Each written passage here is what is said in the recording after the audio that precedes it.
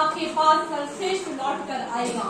नमस्कार, मैं आज आप सबके समक्ष स्वामी दयानंद सरस्वती जी के शैक्षिक दर्शन की वर्तमान परिप्रेक्ष्य में प्रासंगिकता विषय पर अपने विचार प्रस्तुत करने जा रही हूँ। शिक्षा जीवन के लिए होनी चाहिए, न कि जीने के लिए। स्वामी दयानंद जी का यह विचार शिक्षा के उन सिद्धांतों को हमारे समक्ष प्रस्तुत करता है जिसने 19वीं सदी की शिक्षा व्यवस्था को बदल के रख दिया। अंग्रेज भारत में व्यापार करने आए थे, लेकिन उन्होंने यहाँ धीरे धीरे यहाँ के लोगों को, यहाँ की जमीन को अपना गुलाम बना दिया और यहाँ के लोगों को मानसिक रूप से गुलाम बनाने के लिए एक ऐसी शिक्षा व्यवस्था की स्थापना की गई जो पाश्चात्य संस्कृति से प्रभावित थी। भारतीय दर्शन, भारतीय संस्कृति को नकार दिया गया ताकि यहाँ के लोग अपनी संस्कृति को भूल जाएं और सदैव अंग्रेजों के गुलाम बनते रहें।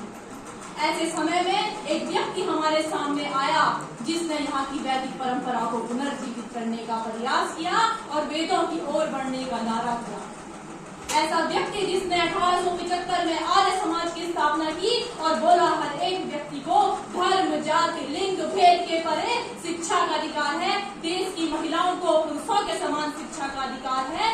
ऐसे विचारक, ऐसे दार्शनिक, ऐसे शिक्षाविद थे स्वामी दयानंद सरस्वती। स्वामी दयानंद सरस्वती जी का शैक्षिक दर्शन वैदिक परंपराओं में निहित था।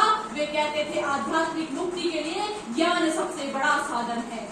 शिक्षा में तकनीकी कौशल, ज्ञान, विज्ञान होना जरूरी है, किंतु शिक्षा का उद्देश्य एक व्यक्ति के चारित्रिक एवं नैतिक विकास को प्रभुत्व करना भी होना चाहिए और इसी के द्वारा, हमारी पुरातन संस्कृति के द्वारा भारत पुनः अपना गौरव प्राप्त कर सकेगा और बौद्धिक उत्कृष्टता का प्रकाश स्तंभ बन पाएगा।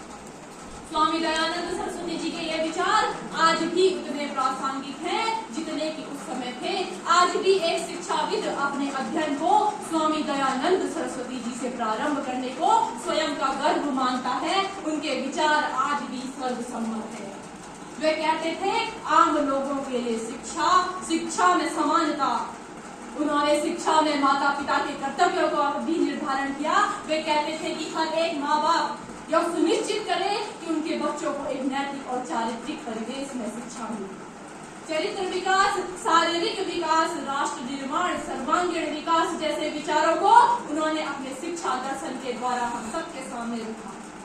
स्वामी दयानंद सरस्वती जी के इन शिक्षा विचारों पर स्थापित दयानंद एंग्लो वैदिक स्कूल व कॉलेज आज उनकी इन परिकल्पनाओं को पूरा कर रहे हैं। मैं स्वयं को भाग्यशाली मानती हूँ कि मैं एक ऐसे संस्थान का भाग हूँ जिसने भारत की परंपरा, यहाँ के विचारों, यहाँ की वैदिक संस्कृति को आज भी जीवंत रखा है। ये संस्थान न केवल आध्यात्मिक उत्कृष्टता, अकादमिक उत्कृष्टता नहीं देते, बल्कि एक व्यक्ति में चारित्रिक नैतिक विकास भी करते हैं। सत्यार्थ प्रकाश के द्वितीय चरण में स्वामी दयानंद सरस्वती जी लिखते हैं, अतः शिक्षाय प्रवक्षायाम, शिक्षा ज्ञान है, शिक्षा शब्दों में व्याप्त ब्रह्मांड है।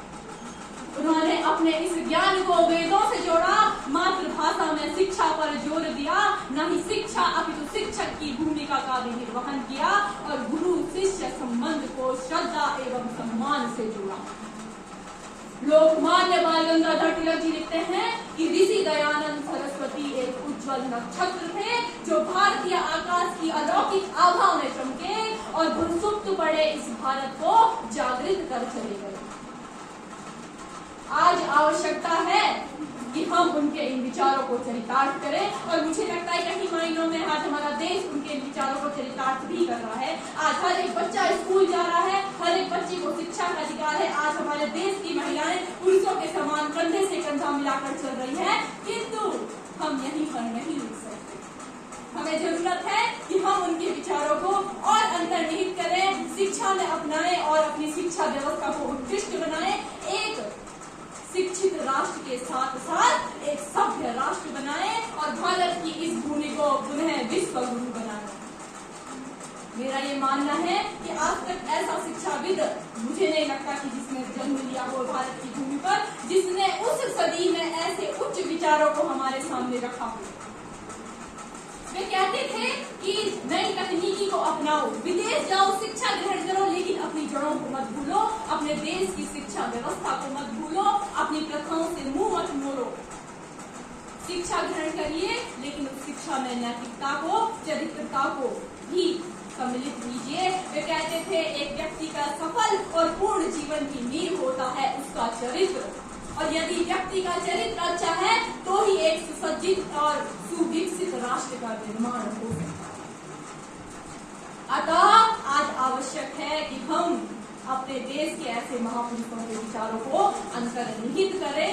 यही हमारी उस महान विचारक, उस महान दार्शनिक, उस महान शिक्षाविद स्वामी दयानंद सरस्वती जी को सच्ची श्रद्धांजलि होगी, सच्चा नमन होगा। जय हिंद, जय भारत।